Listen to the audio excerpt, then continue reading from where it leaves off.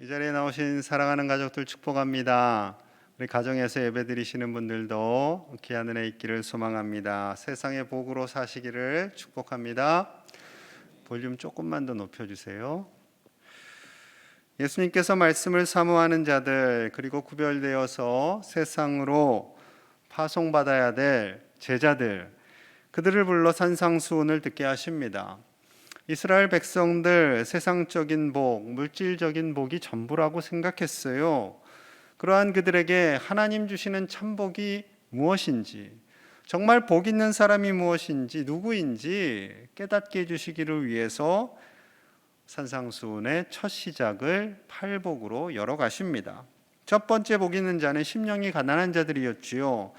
겸손히 하나님을 갈망하고 예수님으로 만족하는 자들에게 천국을 주시겠다 약속하십니다. 두 번째 복 있는 사람은 애통하는 사람이에요. 자, 우리 4절 말씀 함께 봅니다. 시작. 애통하는 자는 복이 있나니 그들이 위로를 받을 것임이요. 아멘.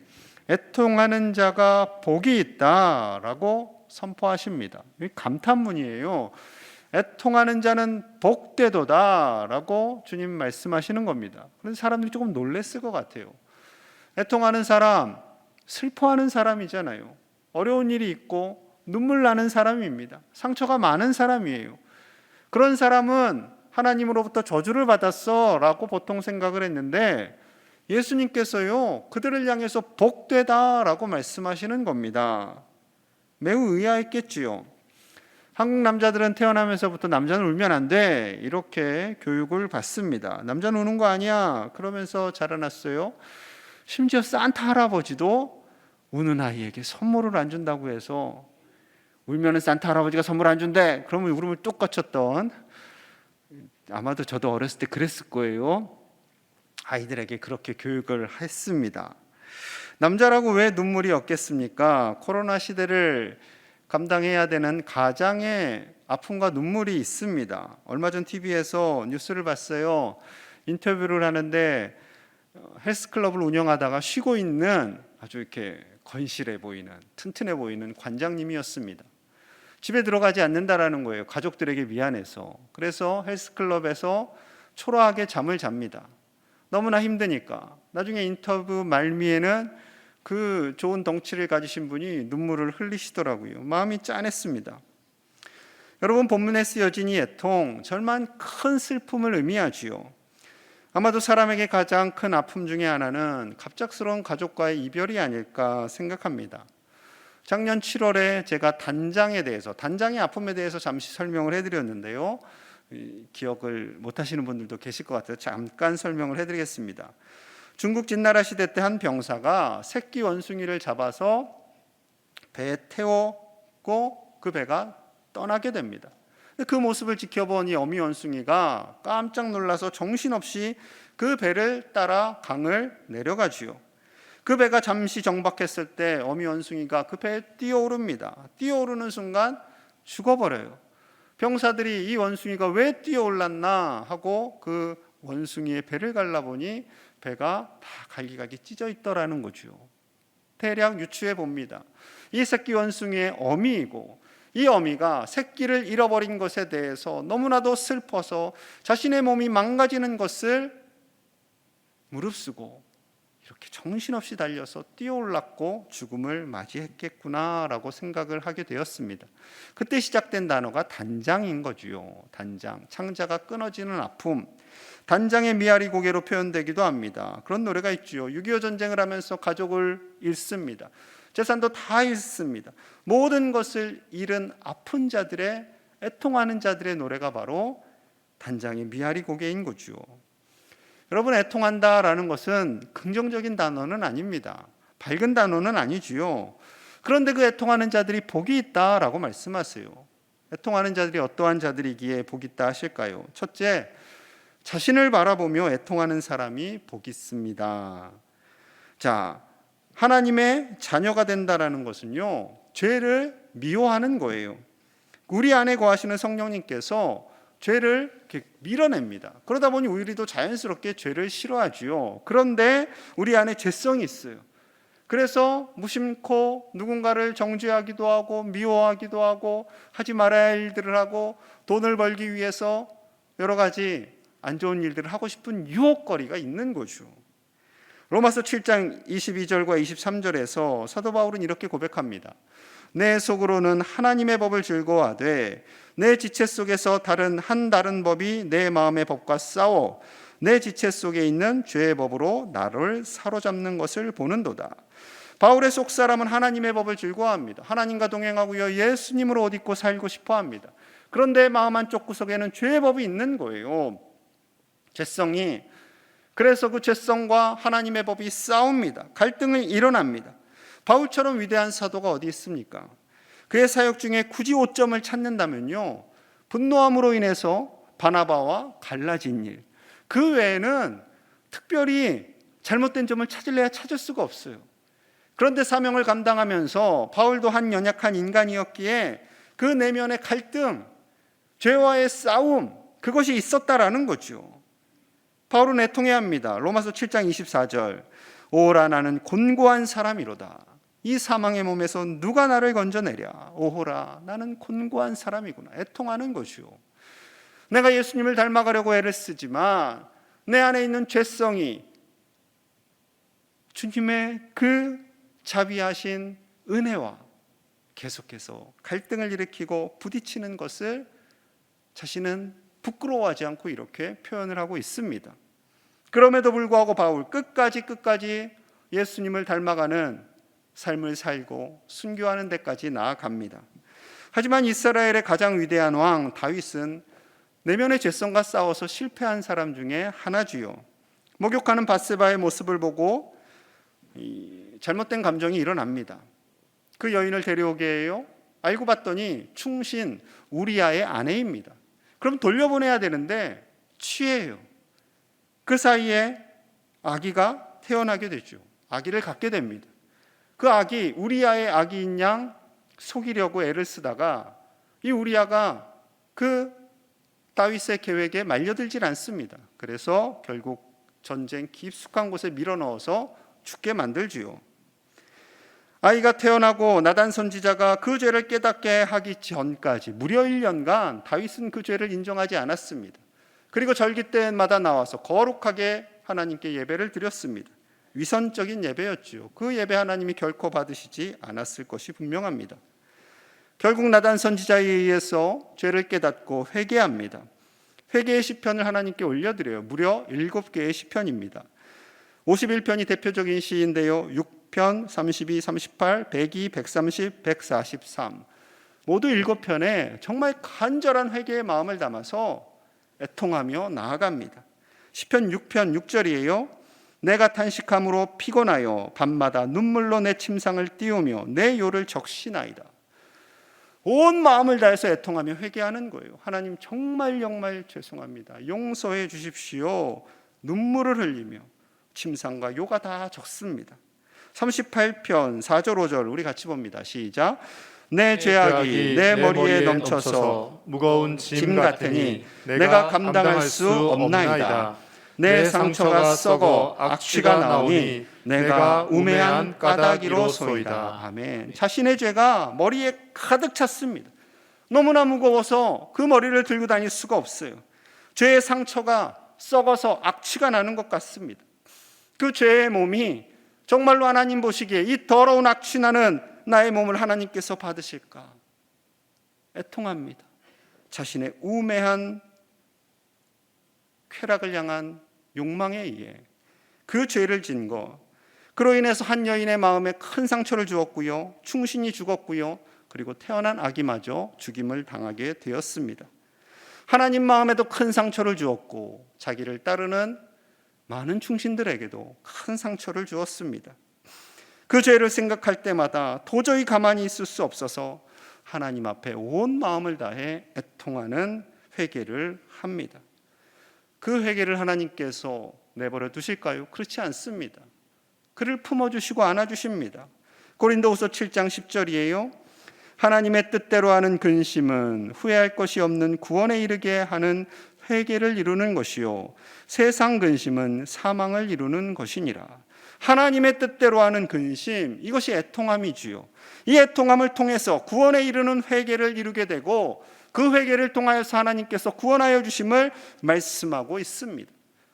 간절히 애통해하며 회개하는 그의 기도를 하나님께서 받아주셨고 그를 이스라엘의 최고의 왕으로 세워주십니다. 하나님의 위로하심인 거지요. 여러분, 우리도 이 땅 가운데 살아가면서 죄와 싸웁니다. 죄와 싸울 때 우리만 싸우는 것이 아니라 우리를 성령님께서 도와주세요. 때로는 사단의 유혹이 있고 세상의 공격이 있을 그때 자신을 바라보며, 연약한 자신을 바라보며 애통하며 하나님께 나아가실 수 있기를 소망합니다. 우리의 간절한 회개의 기도를 하나님께서 기뻐 받아주시고 언제나 팔을 벌려 우리를 안아주시는 그 하나님의 위로하심을 날마다 경험하시는 저와 여러분들 되시기를 소망합니다. 둘째로 주님이 말씀하시는 애통하는 사람은 이웃을 바라보며 애통하는 사람입니다. 여기서 이웃은 우리의 가족, 친구, 교회 동역자가 되지요. 예수님께서는 우리를 종이라 말씀하시지 않으시고 친구다라고 말씀하셨어요. 우리를 향해 친구의 눈으로, 그 긍휼의 눈으로 우리를 바라보십니다. 우리가 힘들어할 때 말할 수 없는 안타까움으로 우리를 위로하십니다. 예수님의 친구 나사로가 병들어 죽었다라는 소식을 듣고 예수님 가십니다. 갔더니 두 여동생 마르다와 마리아 울고 있고요. 나사로를 사랑했던 이들도 함께 와서 우는 것을 봅니다. 요한복음 11장 33절에서 35절 우리 함께 봅니다. 시작.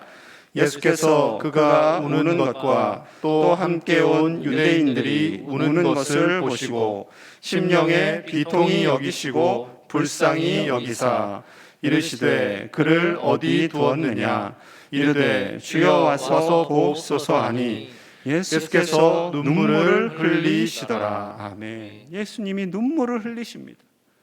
나사로의 동생들, 두 여동생들의 눈물, 그리고 나사로의 친구들의 눈물을 바라보시며 예수님도 함께 아파하시면서 우시는 거예요.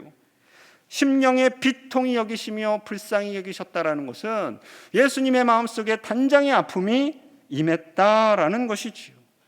그들을 위로하시기 위해 주님께서 나사로를 살려주십니다.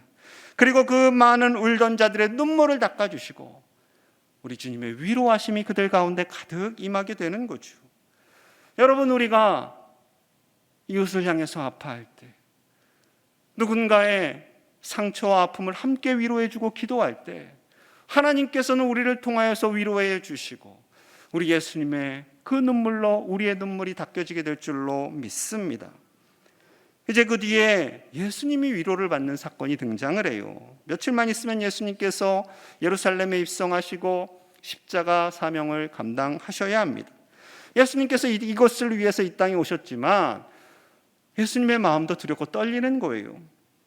그때 나병 환자 시몬이 예수님께서 치유해 주심에 감사해서 잔치를 벌입니다. 예수님을 모셨고요. 그때 나사로와 마르다와 마리아도 함께합니다. 많은 이웃들이 모였습니다. 자, 그때 마리아가 황당한 행동을 하지요. 자, 요한복음 12장 3절입니다. 마리아는 지극히 비싼 향유 곧 순전한 나드 한 근을 가져다가 예수의 발에 붓고 자기 머리털로 그의 발을 닦으니 향유 냄새가 집에 가득하더라. 이 마리아가 300데나리온어치 약 1년 연봉에 해당하는 그 금액의 귀한 순전한 나드를 예수님의 머리부터 발끝까지 다 붓습니다. 그리고 자신의 머리털로 예수님의 발을 닦아드립니다. 왜 그랬을까요? 첫째는 오빠 나사로를 살려주신 것에 대한 감사, 그 감사를 어떻게 표현할 길이 없는 거예요. 그리고 둘째는 예수님께서 하나님의 아들이시며 그리스도이심을 믿고 예수님께 존귀와 영광을 올려드리기 위해서 예수님께 드릴 수 있는 가장 큰 헌신의 모습이 무엇일까 고민하고 이렇게 자신의 헌신을 표현하는 겁니다. 얼마나 예수님이 위로를 받으셨을까요? 여러분, 예수님도요 위로받고 싶으십니다. 하나님도요 위로받고 싶어 하세요. 자녀인 우리의 위로를 받고 싶어 하십니다. 이제 사명을 감당하기에 앞서서 예수님께서 그 마리아의 헌신을 바라보며 기뻐하십니다. 그리고 이 행위가 나의 장례를 준비한 것이다 라고 말씀합니다. 그 말씀을 다 이해하는 사람은 별로 없었겠지요. 하지만 예수님께서는 그 마리아의 희생과 헌신을 통해 큰 위로를 받습니다. 예수님께서 애통하는 자는 복이 있나니 위로를 받을 것이다 라고 말씀했는데, 예수님께서 그들을 위로하신 것뿐만 아니라 마리아 역시 예수님께 위로를 해드리는 것을 봅니다. 사도 바울 역시 자신들이 섬기는 각 교회 성도들을 애통하는 마음으로 가르쳤지요. 사도행전 20장 31절입니다.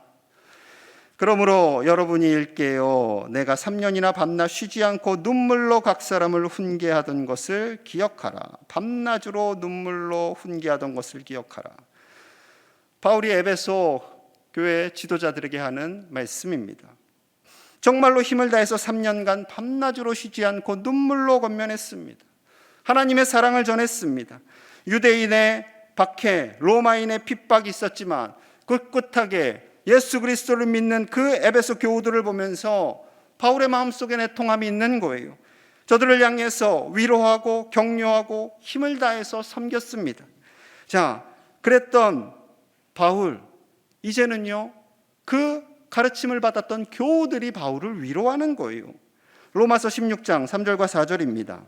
너희는 그리스도 예수 안에서 나의 동역자들인 브리스가와 아굴라에게 문안하라. 그들은 내 목숨을 위하여 자기들의 목까지도 내어놓았나니 나뿐 아니라 이방인의 모든 교회도 그들에게 감사하느니라.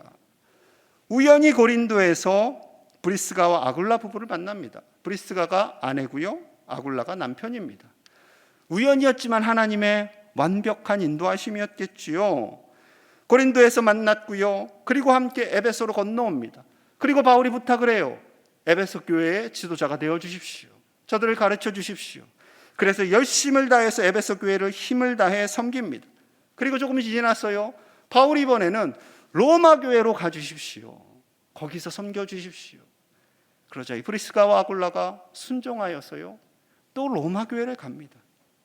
열심을 다해서 복음을 전합니다. 힘을 다해서. 그리고 목숨 걸고 바울을 섬기게 됩니다.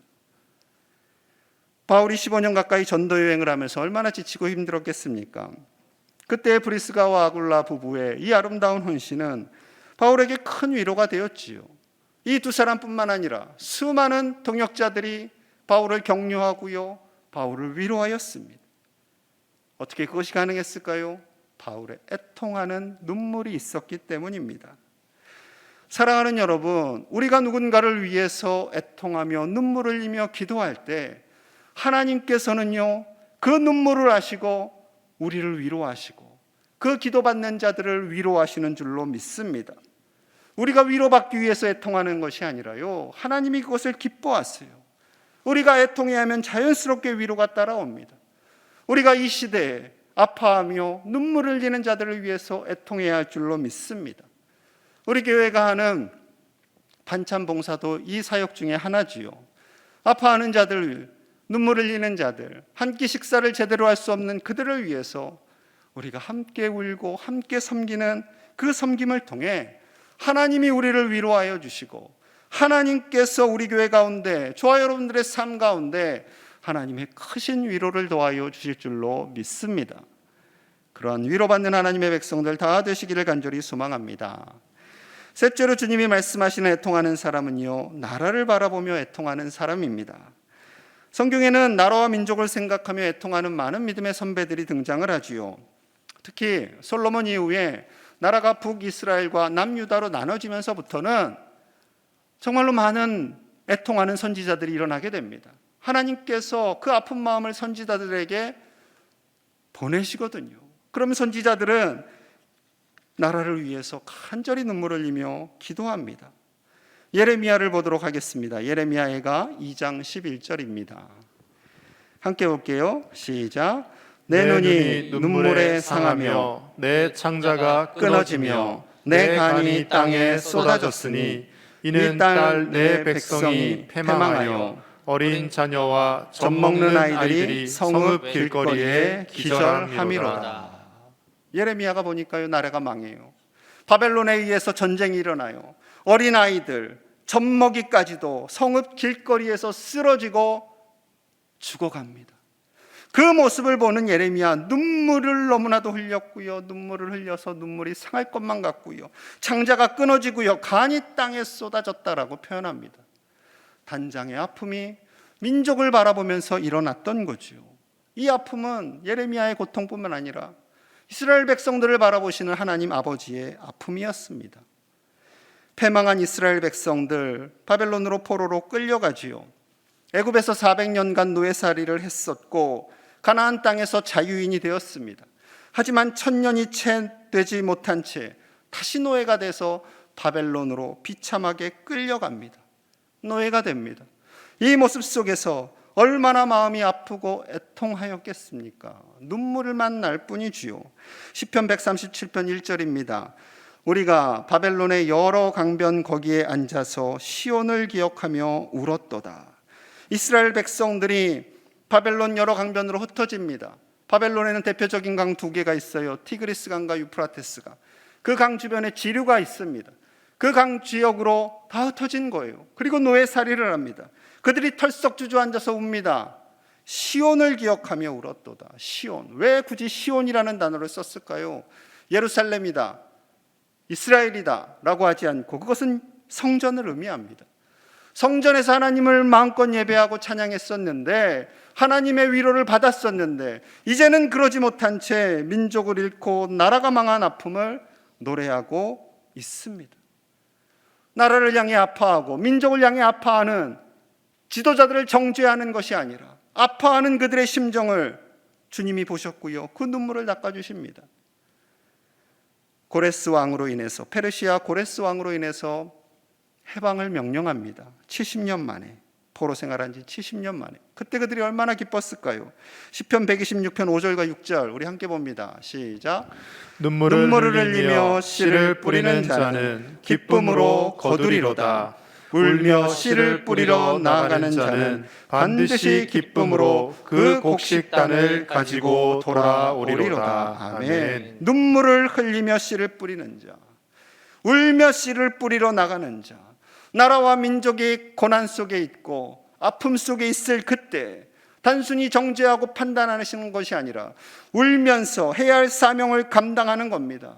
믿음의 씨앗을 뿌리는 겁니다. 눈물의 씨앗을 씻는 겁니다. 그리할 때 하나님께서 포로 생활이 끝나고 기쁨으로 해방의 곡식단을 거두게 하심을 고백하고 있는 것이지요. 너무나 큰 위로를 그들이 받았습니다. 우리나라 역시 참 많은 눈물과 아픔의 세월들이 있습니다. 특히 현대사 근대사 속에 참 많은 아픔이 있었지요. 일제 36년, 지금까지도 눈물 나는 그런 아픔의 역사입니다. 수많은 백성들이 눈물을 흘렸고요, 이 민족 해방을 위해서 간절히 기도했지요. 우리가 잘 아는 독립운동가 안중근 의사가 있습니다. 1879년 태어난 안중근 의사는 17살이 되는 해에 아버지를 따라서 가톨릭에 입교합니다. 예수님을 영접해요. 그리고 세례를 받아요. 도마라는 세례명을 얻습니다. 나라를 바라보면서 이 민족 가운데 아픔이 있고 눈물이 있기에 다시는 이런 슬픔을 경험하지 않게 하리라라는 마음으로 다음 세대를 키우는데 힘을 썼습니다. 삼흥학교, 도내이 학교를 세우고요, 아이들을 양육합니다. 그리고 의병활동과 독립군 활동을 통해서 더 적극적으로 나라를 위한 일을 앞장서게 되지요. 1909년 10월 26일 하얼빈역에서 조선 통감부 초대 통감이었던 이토 히로부미를 사살합니다.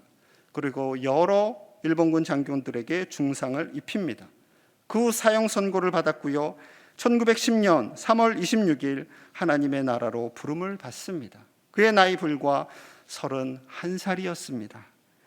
나라와 민족을 사랑한 그리스도인이었기에 자신의 생명을 주님 앞에 다 내어드리며 그는 자신의 삶을 하나님께 내어 맡깁니다. 죽음을 며칠 앞두고 그의 동생들 안정근, 앙공근 두 동생들에게 이렇게 유언을 합니다. 내가 죽거든 시체는 우리나라가 독립하기 전에는 조국으로 시신을 옮기지 말아다오. 대한독립의 소리가 천국에 들려오면 나는 마땅히 춤을 추며 만세를 부를 것이다. 대한독립의 소리가 천국에 들려오면 나는 마땅히 춤을 추며 만세를 부를 것이다. 나는 하나님의 나라로 간다. 하나님의 나라에서, 천국에서 민족의 독립을 볼 것이다 라는 그의 소망이 전해지는 표현입니다. 사랑하는 여러분, 나라와 민족을 위해서 울며 씨를 뿌릴 수 있는 저와 여러분들 되시기를 소망합니다. 우리의 가정을 위해서, 이웃을 위해서 울며 씨를 뿌릴 때 하나님께서 그 씨앗이 심겨져 나무가 되고 열매를 맺어 하나님이 기뻐하시는 열매를 보게 될 줄로 믿습니다. 여러분, 그날을 소망하며 때로는 힘들고 어렵지만 코로나로 인해서 여러 가지의 안타까운 뉴스로 인해서 우리의 마음이 무겁다 할지라도 우리가 정죄하고 판단하는 것이 아니라 애통해하며 기도의 씨앗을 심을 때 이 땅에 하나님의 열매가, 하나님이 기뻐하시는 위로의 열매가 가득 맺혀지게 될 줄로 믿습니다. 이날을 소망하며 기도하는 저와 여러분들 되시기를 축복합니다. 우리 함께 기도하겠습니다. 우리 주님께서 애통하는 자가 복이 있다, 그들이 위로를 받는다 말씀하십니다. 우리 자신의 연약함과 부족한 모습을 바라보며 애통하게 하여 주옵소서. 이웃을 바라보며 나라와 민족을 바라보며 애통하게 하여 주시옵소서. 우리가 울며 씨를 뿌릴 때 하나님께서 열매 맺게 하여 주셔서 하나님의 위로의 열매가 이 땅 가운데 가득하게 하시고 코로나가 소멸되고 이 땅이, 이 대한민국 땅이 서로 격려하며 위로하는 나라, 하나님이 기뻐하시는 한국교회 하나님의 가정이 되게 하여 주시옵소서. 이 시간 가정과 교회와 나라를 위해 받은 말씀을 가지고 간절히 기도하겠습니다. 하나님 감사합니다. 귀하고 복된 주일 주님 우리를 사랑하시는 하나님, 애통하는 자가 복이 우리에게 있다고 복되다 말씀하셨사온데 하나님 우리의 죄악을 애통하는 자가 바라보며 복이 애통하게 있다 하여 주시고 말씀하셨사오니 이웃의 아픔을 바라보며 우리가 우리 애통하는 자신을 자가 되게 바라보며 하시고 나라와 민족을 향하여 나라를 눈물을 흘려 바라보며 기도하는 우리가 애통하는 되게 자가 하여 되게 주시옵소서. 하나님 정죄하고 애통하며 판단하는 슬퍼하며 자가 눈물을 아니라 흘릴 때 애통하는 자가 되기 하나님께서 우리를 원합니다. 위로하시고 정죄하고 하나님께서 그 판단하는 애통하는 것이 심령 아니라 가운데 말할 수 없는 분노하는 것이 평안과 아니라 기쁨으로 애통하며 채워주실 눈물을 줄로 흘리는 우리가 되게 하여 믿습니다. 주시옵소서. 아버지 하나님 우리 그리할 한번 때 바라보며 그 사는 눈물의 것이 씨앗이 아니라 심어져 우리와 만나는 모든 열매를 이웃들을 맺고 바라보며 하나님이 그들을 불쌍히 여기며 기뻐하시는 애통하는 의의 마음을 나무가 갖고 살게 하여 되어 주시고 이 땅에 복이 우리 임할 가정을 줄로 위하여 믿습니다. 온 세계를 위하여 아버지, 이 땅에 복을 하나님 앞에 허락하여 눈물을 흘려 주시옵소서. 하나님의 나라로 만들어가기 하나님의 복을 위하여 허락하여 주시옵소서. 기도하며 나아가는 우리의 삶이 되게 하여 하나님께서 이 땅을 주시옵소서. 여러 가지 다스려 힘들고 어려운 상황이 백성들의 펼쳐지고 눈물을 있지만 닦아주시고 그러나 그 가운데 우리의 믿음이 하나님께서 약해지지 않도록 위로하여 붙들어 주시고 하나님 앞에 불쌍히 변함없이 여겨주시옵소서. 기도하며 이 눈물을 흘려 대한민국과 하나님의 조국 도우심과 교회를 긍휼과 불쌍히 자비를 여겨주시옵소서. 구하며 나아가는 아버지, 우리의 우리를 믿음의 삶이 불쌍히 되게 하여 여겨주시옵소서. 주시옵소서. 하나님 그런 우리 가정이 우리가 되게 하시고 애통하기 우리 교회가 원합니다. 되게 하시고 하나님의 아픈 되게 마음을 하여 품고 주셔서 애통하는 자가 하나님의 되어 뜻을 위로하게 펼쳐가는 귀한 은혜가 하나님의 있게 위로를 하여 받는 우리의 가정과 주시옵소서. 한국교회와 이 나라가 되게 하여 주옵소서. 하나님 아버지 감사합니다. 애통하는 자가 복이 있으며 그들이 위로를 받는다 말씀하여 주시니 감사합니다. 아버지여, 우리의 죄를 애통하게 하여 주시옵소서. 이웃의 아픔, 이 나라의 아픔을 바라보며 애통하게 하여 주시옵소서. 우리가 눈물의 씨앗을 심게 하여 주시고 그 씨앗이 훗날 자라 하나님이 기뻐하시는 의의 열매를 맺게 하여 주시옵소서. 위로의 열매를 맺게 하여 주시옵소서.